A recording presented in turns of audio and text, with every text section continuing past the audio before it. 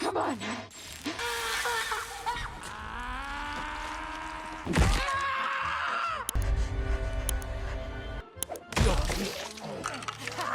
Yep, this is in my head.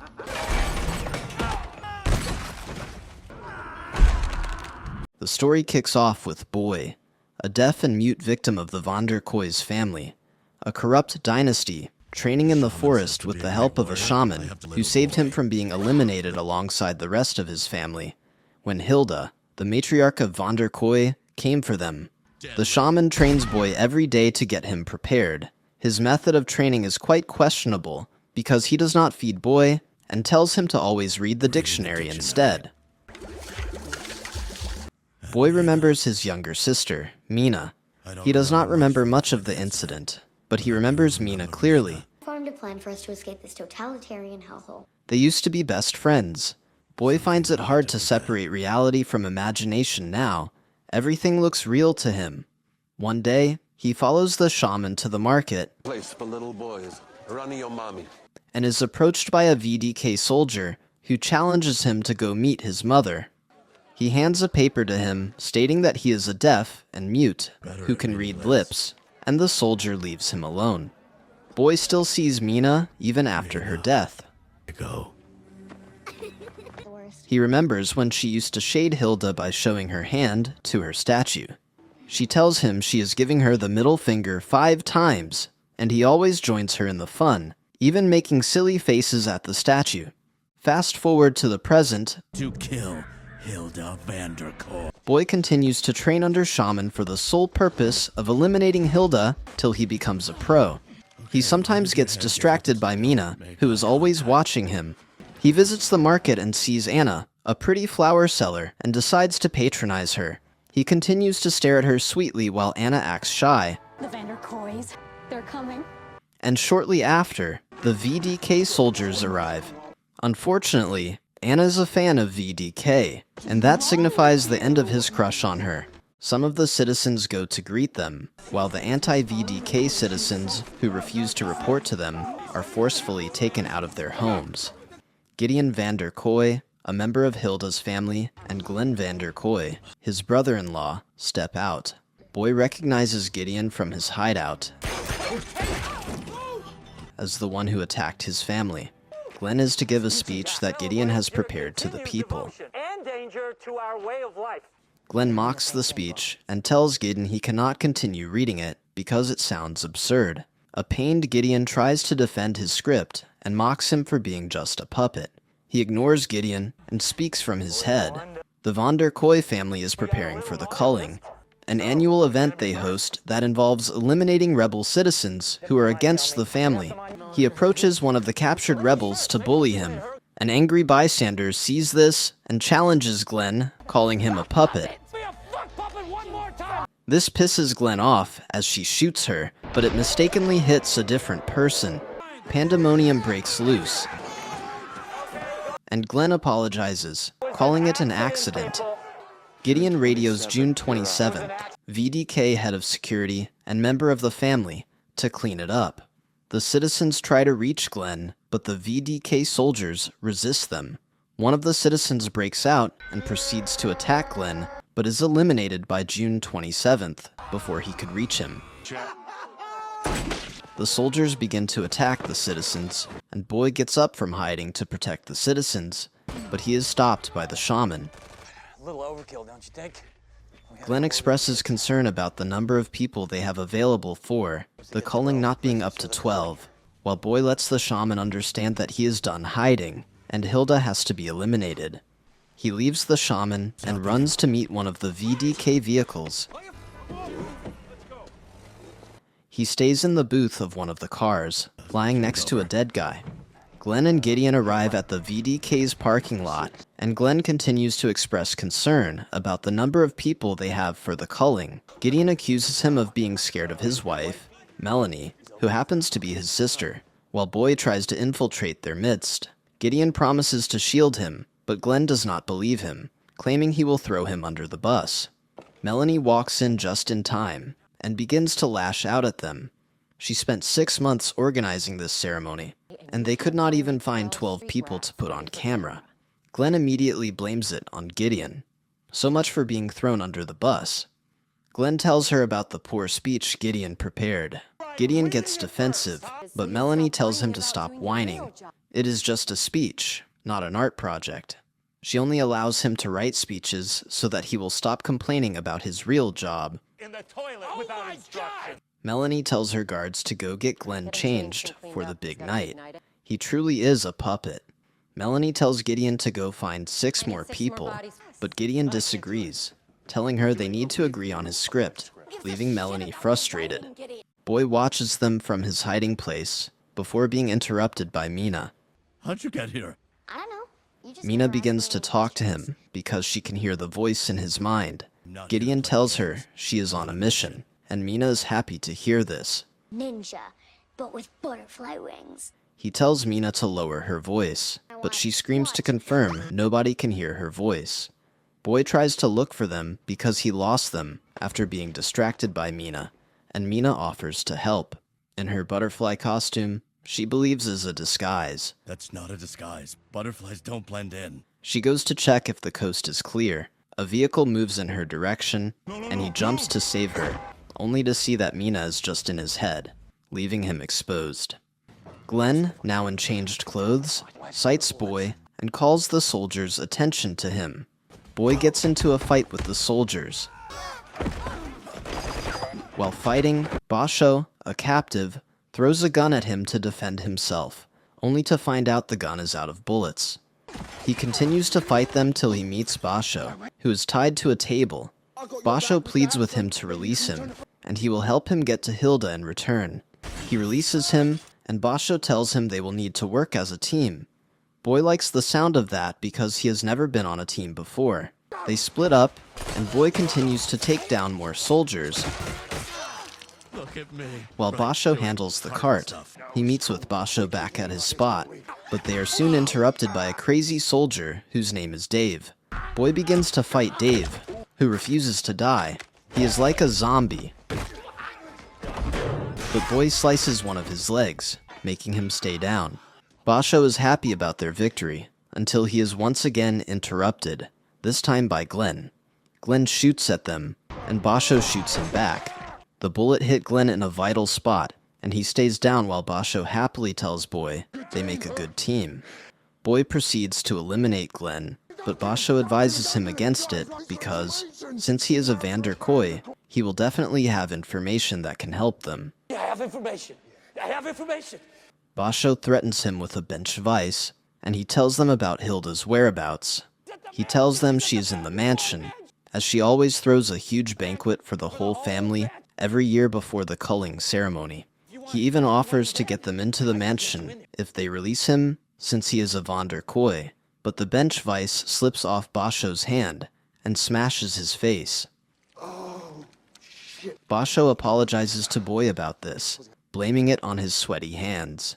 He then takes Boy to his hideout to meet with the rest of his friends, but only meets Benny, one of his friends. Benny tries to attack Boy, but Basho assures him that he is with him. Benny and Basho exchange pleasantries, and Basho asks about the rest of the team. Boy finds it hard to read Benny's lips because he is saying gibberish, but from Benny's expression to his friend's words, he can tell something terrible happened to them. Benny lets out his frustration on a chair, only to fall instead. He stands up and convinces Basho they now have a secret weapon, pointing to Boy. He tells Basho that he saw Boy take down hundreds of soldiers with his bare hands. Boy knows he is exaggerating, but he does not argue with him. He also tells him that he knows where Hilda is, and they should start planning how to take her out. This excites both of them Go team. as they begin to jump happily. Benny begins to explain each of the Vander Kooi's siblings to Boy. Gideon runs the street, Melanie runs the business and PR. June 27th is the head of security. Glenn, well, no longer has a head thanks to Basho's sweaty hands, and they all take orders from Hilda. Now the culling ceremony starts. He tells Boy he will have to enter through the dining room, and hands over to Basho to continue explaining the plan. Since Basho speaks gibberish, Boy does not understand what he is saying. Boy feels he is missing important parts of the plan, because it seems that is what Basho is explaining. Mina, who is seated with him, tells him to just pretend to understand what he is saying, by nodding and looking impressed. Happy? It must be a good plan. They get set for the plan, and Boy hopes he understands the plan while on site. They get to Hilda's house, and Benny and Basho disguise a disappointed Boy as a chef to enter. Boy thinks he will do the fighting. Inside the house, he tastes macarons and sees how delicious they are. Caramel, vanilla. Benny, who is now in soldier disguise, signals to Boy angrily to stick to the plan. Boy enters the kitchen and uses the kitchen utensils to fight the chef in the kitchen. Who knew kitchen utensils made to put food in the stomach could act as a weapon of mass destruction? He takes down all of them, proceeds to the dining area, and chops off Hilda's head, leaving the rest at the dining in shock. He celebrates his triumph, but pauses when he notices that the people at the table are different from the Van der Koy's family. He takes the head of the victim to confirm if he got the wrong Hilda. Just in time, Gideon points a gun at Boy, telling him gotcha, startling him in the process.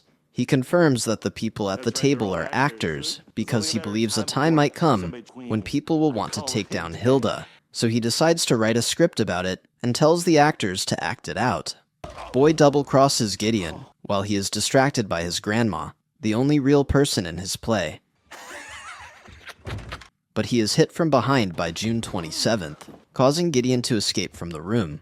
June 27th, and Boy engage in a prolonged combat fight. Come on. Boy gets to take off June 27th's helmet, and Mina, watching from afar, comments on her beauty. This distracts Boy, thereby giving June 27th the upper hand. She throws him down from upstairs, leaving Boy unconscious. In his unconscious state, Boy remembers how the shaman showed him a picture of his mother, telling him that he has to avenge her by seeing the shaman fight off VDK soldiers. He is, however, woken up by a hard punch from June 27th for questioning. She tells him that she knows the shaman taught him how to fight, and asks him about the shaman's whereabouts. Gideon, who's watching them, advises Boy to start talking, but Boy just mouths a curse word at June 27th. This pisses her off as she throws a tomahawk at him, missing him narrowly. Gideon tries to get him to talk, but Boy refuses to open up to him. Melanie walks in, accuses him of eliminating her husband, who would have been the host for the event, expresses how hard it is to get a host an hour before the event, and tells the soldiers to take him to the studio. On the way to the studio, Melanie informs June 27th that Hilda will be joining the live program to show they are still in control of the situation, especially as a result of Glenn's incident, and tells the staff to make sure they keep her away from any weapons. June 27th advises her against it, telling her it is not a good idea, but she refuses, reminding her of how good she is at controlling narratives. Melanie has been the backbone of the Van der Koy's family for years. The staff sets up Boy following Melanie's orders, and the culling show begins with Melanie, June 27th, and Gideon being backstage. Hilda addresses the people. She turns to see Boy and changes her speech, leaving Melaine frustrated. She points a gun into the crowd, and Melanie immediately steps in to control the situation. While this is going on, Boy discovers that Gideon had slipped the key to his chain into his pocket when interrogating him earlier. This family definitely needs therapy. He tries to release himself as the culling show commences. The characters from the show begin to eliminate the captives from earlier, while the sick crowd watches and hails them. Boy gets out his chain, Put that fucker's collar on the remote. but he is restricted by the collar on his neck. The show continues as the crowd's favorite character, Gary the Goat, walks in. Death by goat. Goat begins to eliminate his fellow characters instead of the captives. The crowd cheers on, thinking it is part of the show. Goat removes his mask, and it turns out to be Basho, leaving Boy surprised. He gets him out of his collar, while Benny comes in shooting sporadically. Boy is glad his team is back. The crowd immediately disperses, sensing the situation is getting serious, while Gideon smiles as he watches them on camera. VDK arrives and tries to attack the three of them, while Basho explains how they were able to get to that point, and the role boy played in it by being the distraction. They split up and take out the rest of the characters. Melanie watches in horror as Gideon mocks him. Melanie meets with the boys and tries to shoot Boy, but Benny saves him, getting hit instead. Benny takes his last breath in Boy's hand, while Melanie shoots Basho. Boy captures Melanie and smashes her camera into her.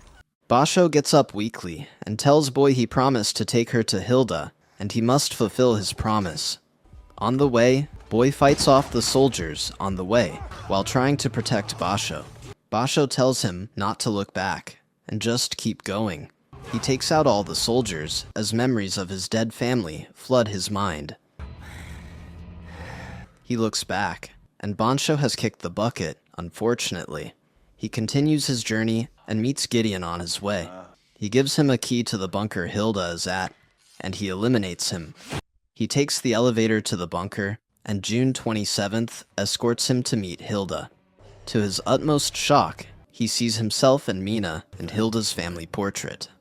Hilda hugs Boy, and memories of his real childhood begin to flood his memory. She apologizes to him for not recognizing him sooner because the shaman told her he was no longer alive.